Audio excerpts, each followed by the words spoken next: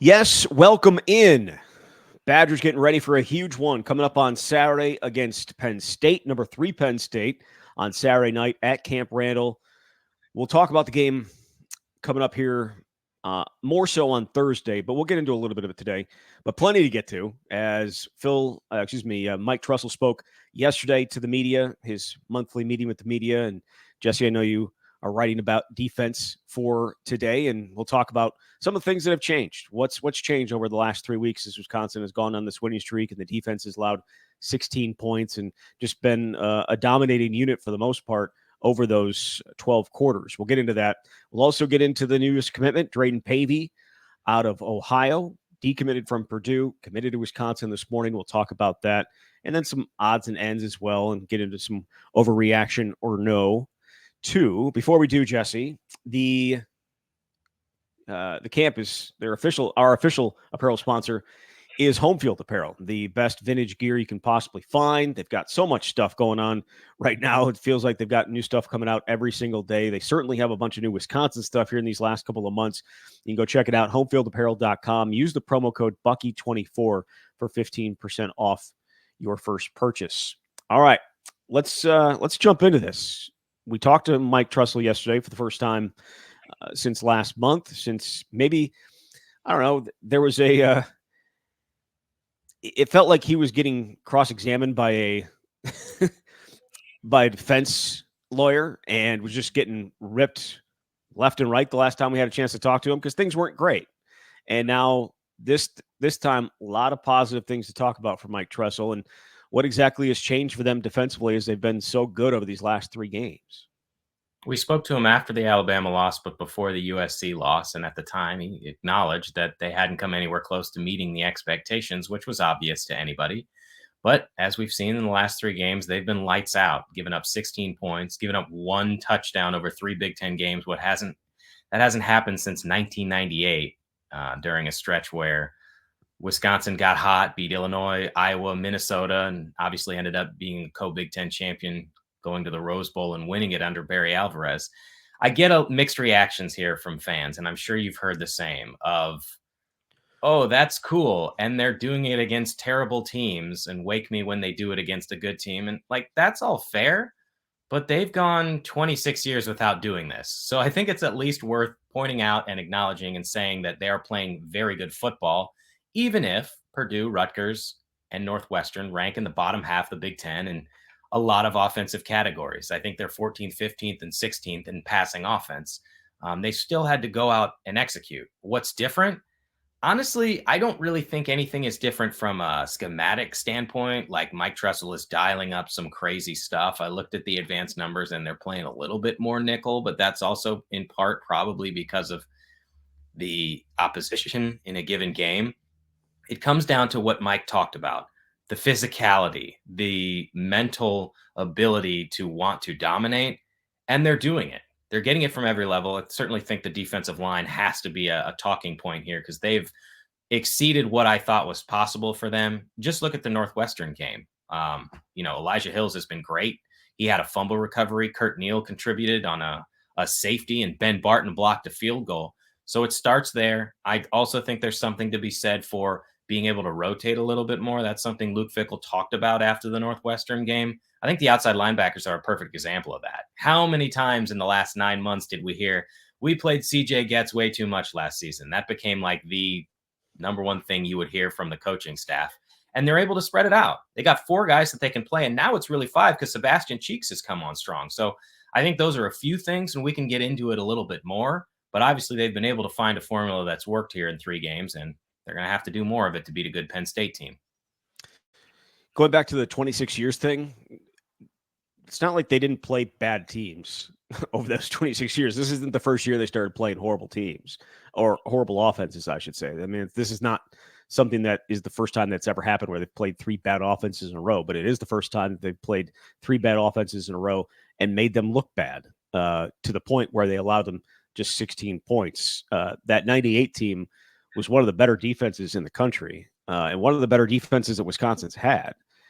I think, it wasn't talked about a ton, but there were some very, very good players on that defense. And I'd love to talk about that team because it was a really impressive team and the worst team to ever go and play in the Rose Bowl. Also the worst team to ever win a Rose Bowl, according to Craig James back in the day. But this defense maybe doesn't have the guys that like the huge big time stars, but they have found a way to stop the run better than I thought. I don't want to say thought possible, but certainly huge concern going into this year and a huge concern through the first month of the season. And they've done a really good job stopping the run. And as you mentioned, it's the defensive line, Kurt Neal, Ben Barton, and Dylan Johnson, even Dylan Johnson getting some mention there as well. And go on down the line. But it's those guys. I thought they played, and I think Mike Tressel said it, their best game of the year on Saturday against Northwestern, just pushing guys into runners. Like we've seen that a couple of times. Guy for the second week in a row, I'm pretty sure the offensive lineman tackled his own guy just because one of the defensive linemen pushed him right back into him. So there are those are things that are starting to add up. And I think, Christian Allegro getting some more time, I think is important. I think their ability to, move those guys a little bit here and there. And then I think Daryl Peterson's had a really, really good 3-game stretch too, and I know Tressel talked about it. He's understanding his strengths better and said he's been ragdolling some tight ends here these last couple of weeks. And the secondary is just, I think, the best part of this defense. And they were against USC. The other team made some plays. And I know I was critical of some of the calls of allowing Miller Moss to sit back there and throw, but their wide receivers are really freaking good. And they made some plays in these last 3 weeks. Wisconsin's defense has been right there on top of guys and not allowing them to make plays. So it's from front to back for sure what we've seen over these last 3 weeks. It's not just one unit doing it. The way Tressel put it was he can turn on the film sometimes and press pause. And he said, I would bet that the offense feels like they are in exactly what they want to be in. And the defense is just able to overcome that by playing with that physicality, by feeling like they're super confident. And I think that's notable because how frustrating is that for an offense when you think you're right and the other guys just make you wrong? So that's notable. And yeah, there's not the typical all-American linebacker or 2 guys who are going to get 120 tackles or whatever it may be. I think what's also interesting is there are a total of 8 guys who have either led the team in tackles or tied for the team lead in tackles over these 7 games. Now, one of those, you had 4 different guys record 5 tackles, but the point is, it's not one linebacker getting you 14 tackles every game. Hunter Wohler has played well. Preston Zachman had a game where he led the team in tackles. Jaheim Thomas has stepped up to lead the team in tackles. And I think that speaks to how there is somebody different every game, which is something that Hunter Wohler talked about after the Northwestern game. And I feel like is becoming a calling card of this defense. But you're right. They've got a really good secondary. At safety, there's not a real reason to roll a bunch of guys because Preston and Hunter are playing at a very high level. But it feels like, I think of the old Lou Brown Major League scene where he says it's starting to come together. That's what it feels like right now.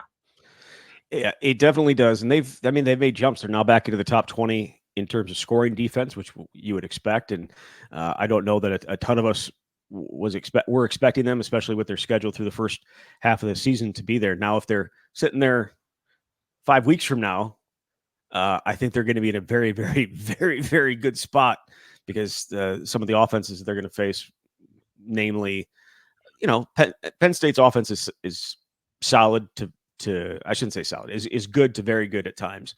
Oregon obviously is one of the best in the country. Iowa, not so much. Nebraska, not so much. And Minnesota, not so much. So maybe it wouldn't be as big of a thing. But if they are still in the top 20, it means they probably have had a lot of success these next 5 weeks. But as a unit, as a coordinator, I think Tressel's also finding out kind of their strengths, right? Like it's not just like it might, and I think this was Fickle that talked about it a little bit, finding what they do well, and maybe it took them a little bit longer than it should have, but they're starting to find it, and it's starting to play out on the field. Yeah, I would definitely agree. I do think it's interesting that Luke talked about playing multiple guys on the defensive line, and that's true, but I don't really know that there's been a huge like it's the top three guys, and you saw Dylan Johnson get a handful of snaps. I don't think Brandon Lane has played as much as I thought he would. I don't think Cade McDonald has played a ton. I really think it's those leaders, those top guys stepping up and playing at a level that is beyond where I thought they were going to be. But obviously, it's taken every unit, every level. And Tressel even talked about Jake Chaney and Jaheim Thomas elevating their games, which he said is often very difficult for seniors to do. Of where can you find that next gear? And so it's a cliched thing to say it takes all 11, but that's the kind of defense that they've got right now. Think they're ready for Saturday? Yeah, I do. I don't know if they're going to win, but I feel like if we're going on vibes, that matters, because I did not feel good at all going into the Alabama game. And I think we probably both picked Alabama to cover despite being 2 touchdown favorites. At the very least, it feels like we didn't. I didn't. Well, we'll pretend that You we did. did. I know You I did. Yeah, we can get into it more Thursday, but Penn State, like, this feels like it's a beatable opponent at the very least. And, a night game at Camp Randall Stadium is going to be magical, but they've done everything they could. I think that's the best way to put it these last 3 weeks, to put them in a position where there's at least some cautious optimism that you feel like it's possible. Because a few weeks ago, I would have said absolutely no chance. They haven't shown us one thing during a game, maybe one half against USC, but hadn't put together a full 4-quarter game at all. Yeah, for sure. Well, again, we'll talk about the game a little bit more later in the show here, and then obviously a lot more on Thursday. Before we get into anything else, though, in terms of this year's team, let's talk about Drayden Pavey. They have added a defensive lineman in the 2025 class. It's now up to 24 commits, according to you. So he is a guy that committed to Purdue and decommitted from Purdue this past weekend. Wisconsin, obviously, just because a guy commits doesn't mean that they stop recruiting him, and Wisconsin stayed on him, and they add the young man from Cincinnati in their 2025 class. Big boy, Drayden Pavey. Very much so. I had a chance to talk to his high school coach this morning, learn a little bit more about Drayden. Obviously decommitted from Purdue a few days ago, but this was a decision that had been in the making since before then. I know his high school coach said they started talking about this maybe a week or two ago. Purdue's not a particularly good football team. I think there have been a handful of decommitments, but even before all this, it was Purdue and it was Wisconsin. And I think that's something that his coach wanted to emphasize is this is not like the kid is making this decision out of nowhere just because he got a new offer. Wisconsin has been on him for a long time. And EJ Whitlow deserves a lot of credit, the defensive line coach, and so does Luke Fickell. I think that having a connection where Fickell coached at Cincinnati, has been able to get kids from Ohio to come to Wisconsin matters. And Pavey was on Cincinnati's radar couple years ago. Those kinds of guys don't grow on trees. I do think it's interesting that Wisconsin now has 4 commits that are defensive linemen in the 2025 class. On the other hand, they're not necessarily all going to come in and play in the same spot. Pavey is an interior lineman. He plays a lot of defensive tackle at the high school level, but he is really athletic for a dude that big. His coach said he's been their starting punter for 2 years. He's 6'3", 300. And the coach is like, yeah, he's one of the better punters in the league and in the area. And they've also used him on occasion at running back and tight end. He said he actually scored a touchdown at running back this season. And there was a play at tight end where he was wide open, but the quarterback just didn't get him the ball. I don't know how many defensive linemen that are that big I've heard of that can even do that. So I do think that's interesting, but you're right. This staff has shown they just never stop recruiting dudes. They have been absolutely relentless. And to go from having no commits on the defensive line at a certain point this summer after Torrin Petaway decommitted to having 4 speaks to the fact that they really went all in on trying to get defensive linemen, and this is the end result. Defensive linemen, whether it's the portal or in high school, I think is as big of a challenge for people to recruit as any position. Just because there are big guys everywhere, but like it is big guys athletic enough to be what you want them to be along the defensive line is something that Wisconsin, under this staff, that's what they're looking for. I know a lot of people are looking for that, but they have. I think it's accurate to say that they've struggled to recruit guys in the portal to come in and play a ton of snaps.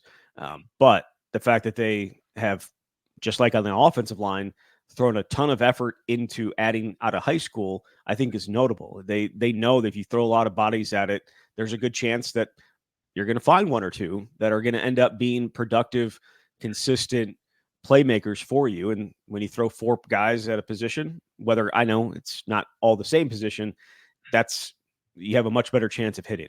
And it certainly feels like that with the defensive line in this class. Yeah, the portal, it's a crapshoot. Darian Varner didn't pan out a year ago. We haven't seen a ton of Brandon Lane, and Elijah Hills has exceeded all of our expectations and become a go-to guy. But at the high school level, I go back to this constantly, but it is probably the most difficult position to project and go get guys that are going to be impact playmakers, because you just don't know what that's going to look like in a couple of years. I do think they believe Pavey is one of those guys who can come in and contribute early. That's what his high school coach said, is not necessarily going to be as a true freshman, but maybe as a redshirt freshman. That's how good they think that he can be. So this is another critical pickup for the Badgers. And when you get 24 kids in a class, they're not all necessarily going to pan out. But if you can have a pretty high hit rate, I think that's the difference between having a program that is average and can be really good, because they still want to be a recruit and develop program. And the defensive line is absolutely one of those positions. So Wisconsin's class with 24 commits ranked 28th in the country, according to 24/7. And the kids can start signing as early as December, right? The what is it? The 3rd week in December? I think it's the third Wednesday now. They moved it up. Oh, they moved it up. First Wednesday of December. So still a little bit of ways to go here to keep everybody on board. And, obviously feels like they won't be looking to add anybody, but you just never know, right? Because of potentially a defensive back here or there that they are still looking to potentially try. We'll see. We'll see. A lot of things can still happen. They never quit. So we'll see exactly how the rest of this class plays out. But again, can start signing in less than 2 months now. So, all right, let's move on to a little overreaction or no. I've decided to officially change it to or no, ER or no. So overreaction or no. And we'll get into this because it was a little bit talked about yesterday with Luke Fickell and red shirts and that type of thing. Playing Mabry Matire is for 2 plays doesn't make sense to me per game. Like Wisconsin is wrong for burning his red shirt, assuming they do. So I would say I'm not a big fan of the decision to stick him in there for 2 plays. So it's no, not an overreaction to me. I think there's a couple schools of thought. First of all, we're in an era where expecting to keep somebody for 5 years is probably not realistic. But I would also say that if there's any position, at least in my mind, where you want to try to hang on to that, it would be at quarterback, because you get one in a given class. And if potentially Mabry is the quarterback of the future, you might want that extra year of eligibility. Again, nobody's in the business, I think, of projecting 3 years from now because you want to win now. And when Luke answered this question, he talked about he's obviously 1 play away, and you want to give him as much experience as possible because you don't know when you're going to need him. But is that experience for a couple plays and a couple handoffs at the end of a game all that? I mean, does it matter that much? I don't necessarily think so. And now we're at a spot where I believe he's played in 3 games. You have 4 games to retain your red shirt. I go back to the year when Jack Cohn ended up having to play 5 games. Now, they didn't want that to happen, and they were forced to do that because Alex Hornibrook had concussion issues, and Cohn ended up playing in the 5th game in the Pinstripe Bowl, and so he lost a year of eligibility. Look, Mabry is going to do whatever the coaches ask him to do, but I don't know. I mean, what happens if you're in a spot where he ends up having to play in 2 games and you don't have that redshirt opportunity? So it's not my favorite thing, but like the coaching staff obviously has to make these decisions. It's just for 2 plays, it kind of feels like a waste. For me, if you're going to play him, let him run the offense. Like let him. And I know it's only the plays that there's 2 plays, so it is what it is. But like, if you're going to put him in, let him run the offense. Let him get some actual experience instead of just handing the ball off. For me, that's kind of where it's at. If you're going to play him and want him to get that experience because he's 1 play away, well, then give him some actual experience and let him throw the ball around a little bit. And that's it. I don't really care if they burn the red shirt or not. Like, I'm just saying, if you're going to do it, at least allow him to throw the ball around a little bit and just actually run the offense to get that experience that you're hoping that he can get. Is this an overreaction or no? Wisconsin's kicking game is going to cost it in a tight game. I'm not ready to say it's an overreaction, but obviously I think Veikos is 2 for 5 here the last handful. He's 2 for of 5, and he's 2 for 5 and 6 for 10 on the year. He has missed a kick in 1, 2, 3, 4 of the 6 games. And again, he hasn't been given a ton of opportunities these last couple of weeks. He's 0-1. He's 0 for 1 the last 2 games. He hit his lone attempt against Purdue. So he hasn't been given a ton of opportunities. The one on Saturday was obviously blocked, but I don't know. Luke Fickell said that he still has confidence in him, but that's an overreaction in your mind? At this point, I mean, Luke's explanation also was that he just hasn't had a lot of opportunities, which the way Luke at least spun it is that's a good thing because it means maybe the offense is scoring more. I don't know. I mean, there was the 35-yard miss or 37-yard miss a couple weeks ago. Yeah. The blocked kick. It's hard to know without talking to anybody within the operation. I mean, did you just obviously you hit it too low? What happened on that kick? But when we've seen what he's capable of, he had a really good freshman year at Ohio. I think he was solid a year ago, just not particularly good from 50 plus. So I'm not hitting the panic button just yet. And 2 for 2 this year from 50 plus. So he's got that going for him. I'm not a believer. Wisconsin is a product of its competition the last 3 weeks. Is that an overreaction or no? Can they both be true? I mean, is it an overreaction? Slight overreaction? Like, yeah, the teams aren't very good, but we keep saying this. They've played bad teams and not done this. So if you want to be that kind of fan where you're just upset about everything and nothing's good enough, then, I mean, you have that right to do that. And also, they've played very good football for 3 weeks. And so I think it's created a level of optimism about what could happen here the next 5 games that didn't exist 3 weeks ago. So it's true. They haven't played good teams, and they've also beat the crap out of them. Yeah, I mean, I don't know. Like, would you say they played? Maybe I'm just nitpicking here, but I don't know that they played fantastic offensively on Saturday, right? Oh, no. Like I don't think that they were overwhelming in any sense offensively. They had opportunities to make that game much worse than 23-3. So if we're going to nitpick, that'd be the one thing I would say about these last 3 weeks. But overall, you couldn't really ask for a ton more than what you've seen these last 2 weeks from this team, opponent or not. If you don't believe in them at this point, that's certainly I think it's logical to have that mindset because you're waiting for them to beat somebody that matters, and that comes obviously on Saturday, and that leads into the last overreaction. No, beating Penn State would be the most impactful home win since #1 Ohio State in 2010. Impactful. I'm not saying best, not saying greatest. Impactful for the program. Is that an overreaction or no? I don't think this is an overreaction. I don't want to be a prisoner of the moment. We were talking about this on Monday, that they've got a note in the weekly notes package that Wisconsin is 4-4 against top 10 teams at home since 2010. And one of them was the Ohio State win in 2010 when the Buckeyes were #1. Then there was the 2011 one when Wisconsin introduced Nebraska to the Big Ten by absolutely housing them. They beat Nebraska in 2016 in overtime when the Cornhuskers were in the top 10 before falling apart. And 3 years ago, they beat a #9 Iowa team, which is the last time Wisconsin has beaten a ranked team. That's crazy to think it's been 3 years. So I bring that up to say there's not a ton of alternatives.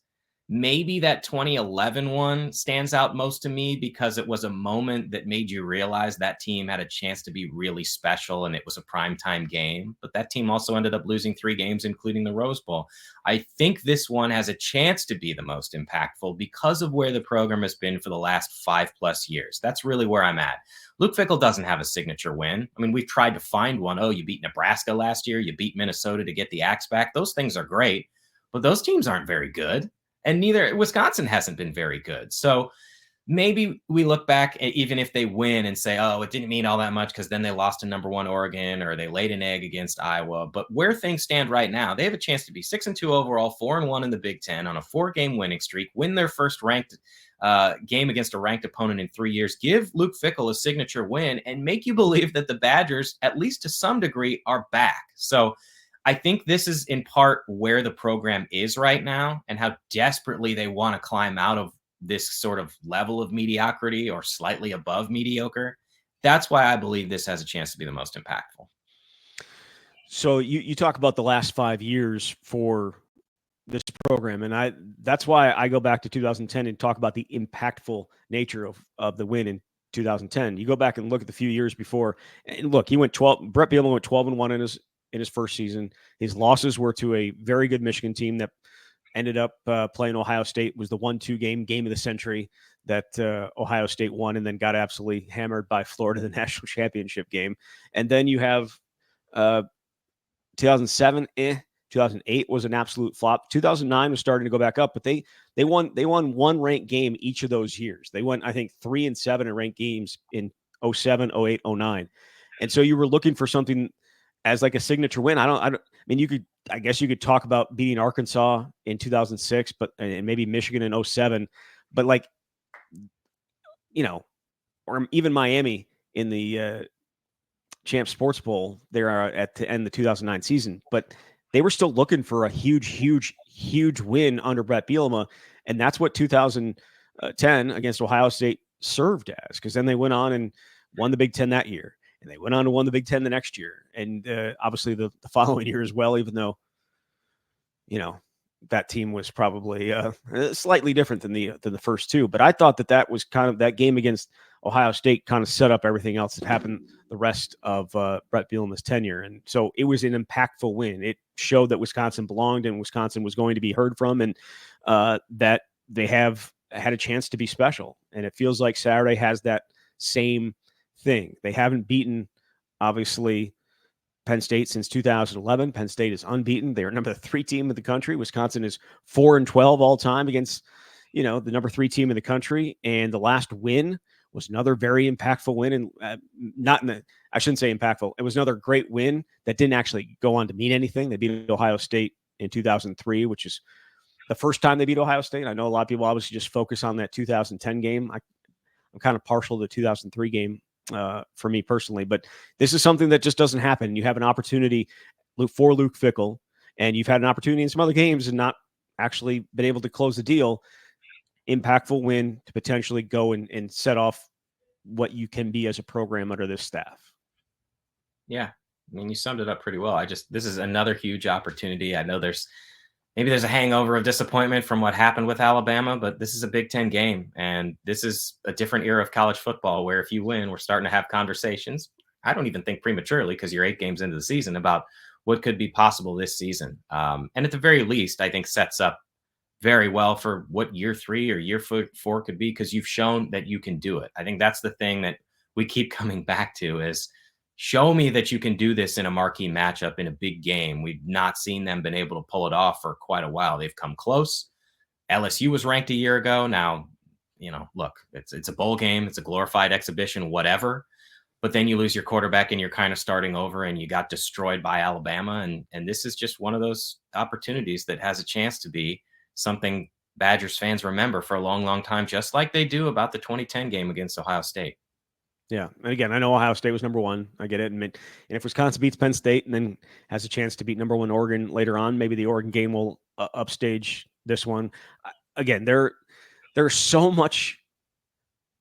many opportunities in these last 5 games for Wisconsin. It's just insane. I don't think it's ever set up like that. There's never had a schedule that's set up like this. Just the opportunities this late in a season to,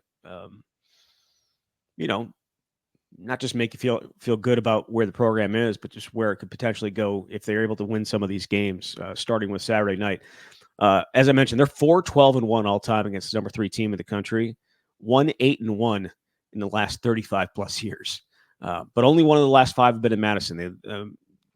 Ohio State has been number 3 a lot. 1, 2, 3, 4, 5, 6, 7, 8, 9. 9 of the 16 matchups against Ohio State. So most recently last year when they lost by 14 at home. But Alabama down in Dallas was ranked third. TCU was ranked third in the Rose Bowl. So, yeah, there have been some good games, interesting games, noteworthy games against number 3 teams. That 2003 game that was coming off the national championship for Ohio State, and they had won, I don't know, like 20 some odd games in a row. And then the blocked field goal back in 1993, Ohio State was number 3 when that game ended into a tie. So a lot of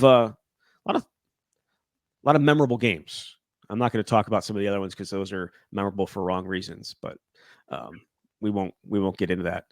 All right, a few odds and ends before we close up the show here. The defense. Have you noticed any changes at all along the defense in terms of how their signaling plays in, Jesse? I'll be honest, I didn't until you brought it up in your question to Mike Tressel, because you are a very astute observer of the game, but it is fascinating what they've been able to do here the last few weeks. So signal stealing is still happening. Whether what happened last year at Michigan, which was a big story, a little bit, signal stealing is still happening, and Wisconsin has made some changes into how they're signaling in their defensive calls. If you look at Mike Tressel, he's usually wearing, I think it's usually red, but it might be white at times as well.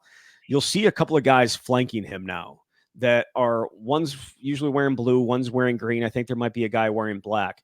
And this is all to help the guys on the field know which guy is calling in the actual signal that they want to use, because teams are studying absolutely everything to try and discern certain signals. And for Wisconsin, this has meant, maybe I think the colors are used for a couple different reasons. One, to help guys identify from inside the field or on the field, to identify who's actually who and who's the one that's supposed to be is signaling in the actual signal that they're supposed to use. And then there's also, I think, to mess with certainly the opposition and not being able to zone in on a certain guy. So whether it's going to be a green drive or a blue drive, however they're going to do it, it's to try and keep the other team a little off kilter. And Mike Tressel said they've had to up their game, right? They've had to up their game because of some of the things that are happening on the other sideline to try and discern signals. And they have made, so if you're going to call one play, it apparently has like 2 or 3 different signals that can be called in to call in the same play. They're making it just extremely, extremely tough for a team to lock in on it, see it once, see it twice, and then know exactly what it is every single time. They've been able to do this a little bit differently. And I didn't notice that's what they were doing until they changed shirts, which has only been actually these last 4 games, the USC game, and then these last 3 games. I'm not going to say that it has any impact whatsoever on their defense, but been pretty good the last 3 weeks, and certainly the second half against USC. We talked about it after that USC game with potentially some of their own guys calling out offensive formations and offensive plays for them on the other side. So this is still such a huge part of this game, even though, you have these things in the helmets. It doesn't matter. It's still subterfuge and stealing. It's like the catcher making a bunch of different signs when there's a runner at second base so that he can't relay to the dugout what they're seeing. It's just a fascinating chess match within the actual football game. I would be interested to know, at what point did they realize this was something they had to go to? Like, did something happen in the Alabama game or earlier? It must have been this season, because if it was last season, you would have started this year doing it. But you got to do whatever you can to make sure that your calls are getting in and the other team doesn't know what to expect. So I imagine this is something that's going to continue, and whatever the reason, they're playing good football here the last 3 weeks. But I thought Mike also mentioned that it was something that the guys, maybe not this complex, but they requested a way to be able to better see what was happening when they were on the field. Yeah, because it's hard. Like, if you're on the field and you're trying to look on the sideline, everyone wearing white or guys wearing red, like, it's hard to discern where guys are all the time. And obviously, wearing blue or wearing green or wearing black, you can find them a little bit easier than maybe you can. Because the defensive coordinator is always wearing something like different than the rest of the sideline. like to stand out, to grab people's attention. But now it's not just him, it's these other guys. And they've also got another guy carrying signs, which is just a personnel grouping sign. Like if you see a 10 personnel or 12 personnel, there's a guy with these big, these big cards that say 10 or 12, and they'll hold them up depending on which, obviously, personnel the opposition is in. A lot goes into it. I'll say that. A lot goes into play calling, and they've tried to do this. But I did ask. I think I asked why, not during the press conference, but afterwards, I went and asked him, why they made the change, and he didn't necessarily give me the answer as to why, like, it had happened in the last 4 games, like why it, because they weren't doing it against Alabama, but they did do it against these last 4 games. But it is. You just got to find a way to try and get a little bit of an advantage on a team, and hopefully not get your signals stolen, because we have seen Wisconsin in the past when their signals are apparently getting stolen, sending a quarterback over to the sideline every single play. 2020 was a hell of a year. All right, one last thing here. The Athletic, your folks over The Athletic. 100, and they do their 134 rankings. So they rank all 134 teams. Wisconsin's number 41. I think that is fine. 10th in the Big Ten, and behind Michigan, Nebraska, Michigan State, and Iowa. Does that make sense for you? I feel like they moved Michigan State up simply, and they moved them up like 30 spots after beating Iowa. And I think they were just doing, I think of all those teams, that the only one that bothers me is probably Michigan State. Just jumping so high up because they had to get them ahead of Iowa. Well, I think did Wisconsin drop a spot after beating Northwestern? I think they went down 2 spots. Yeah. Or at least a spot. Or no, Northwestern went down. Northwestern went down 2 spots. I think Wisconsin may have gone down 1. Sometimes you have to fit the pieces to the puzzle and what the other teams are doing. It's hard for me to see dropping Wisconsin after the way they played and being on a 3-game winning streak. I don't think Wisconsin right now is the 10th best Big Ten team. They're clearly playing better football than that. It also speaks to how hard this league is. And it's a week-to-week thing. Nebraska seemed like they were a pretty good program until Indiana annihilated them, and now you're questioning everything about Matt Rule's Cornhuskers in year 2, which is funny because it speaks to when you win and how things happen on a schedule. They're 5-2. Wisconsin's 5-2. But there's a drastic difference in how those fan bases feel at the moment. I wonder, like, if Wisconsin was to beat Penn State, they would be in the top 25 because it'd be hard to ignore. Yeah.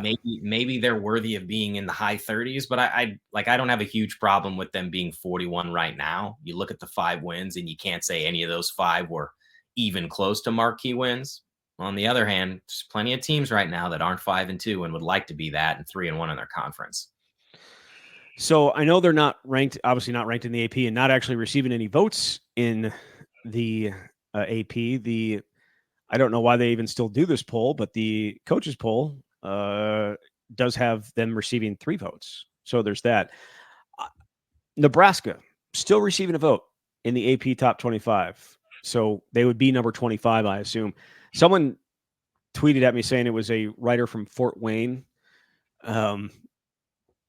that wanted to make Indiana's win look better because they still haven't necessarily played anybody. I didn't actually follow up to actually see if that was true or not. I don't really care if it's true. Whoever put Nebraska at 25 is someone that shouldn't have a vote anymore. But like, you lose 56-7 when you haven't really done anything else. You should not be receiving a vote at all. Personally, that's just me. That's just me at this point. Like, they weren't even competitive in that game. And you're keeping them in the top. It doesn't matter. It's irrelevant. All right, we'll be back on Thursday. Talk about the game itself, Penn State and Wisconsin. Some of the keys that Wisconsin's going to have to do to get a win on Saturday night, and we'll make our picks as well. Jesse, thank you very much. Thanks, Zach. All right, there he is, Jesse Temple from The Athletic. You've been listening to The Camp.